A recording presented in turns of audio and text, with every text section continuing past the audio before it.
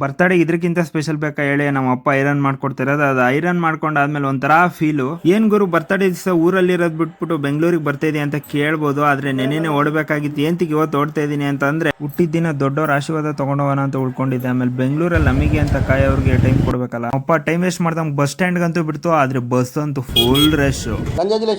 Train miss ಆಗೋಗುತ್ತಲ್ಲ ಅಂತ tension ಅಲ್ಲಿ ಬಂದ್ರೆ ನೋಡಿದ್ರೆ ಅರ್ಧ ಗಂಟೆ ಲೇಟು ಗುರು. ಏನಲ್ಲಿ ಹೋಗೋರೆಲ್ಲ ನನ್ನೇ ನೋಡ್ತಾರೆ. ಯಾಕಪ್ಪ ಅಂತಂದ್ರೆ CM ತರ ಬಂದ್ಬಿಟ್ಟಿದೀನಿ ಇವತ್ತು. ಬಂದ ನೋಡು DK ಸಾಹೇಬ. ಇಳ್ದಿದ ತಕ್ಷಣ ಮೆಟ್ರೋ ರೆಡಿ ಮಾಡಿ ಹಾಕಿದ್ರು. ಬರ್ತಡೇ ದಿವಸ ನೀವು ಹೋಗ್ಲೇಬೇಕು ಅಂತ. ಮನೆಗೆ ಬರ್ತಾ ಇದ್ದಂಗೆ ಕ್ಯಾಂಡಿ ವೆಲ್ಕಮ್ ಮಾಡಕ್ ಆಯ್ತಿದ್ದ, ಬಾಯಿಗೆ ಹಾಕ್ಲಿಲ್ವಲ್ಲ. ಒಂದು ಫೋಟೋ ಶೂಟ್ ಮುಗಿತಿದ್ದ ಒಳ್ಟ್ವಿನ್ ನೋಡಿ ಎಲ್ಲ ಮಾಮೂಲಿ. ನಮ್ಮ ಅಡ್ಡ ಅಂದ್ರೆ ಹೋಟ್ಲು, ಬೇರೆ ಎಲ್ಲ ತಿಳ್ಕೊಂಬಿಟ್ಟಿರ. ಫೈನಲಿ ನಾವೊಂದು ಚೆನ್ನಾಗಿ ತಿಂದ್ಬಿಟ್ಟು ಪೋಸ್ ಕೊಡ್ತೇವೆ. ನೀವು ತಿಂದು ಮಲ್ಕೊಳ್ಳಿ. See you soon, bye.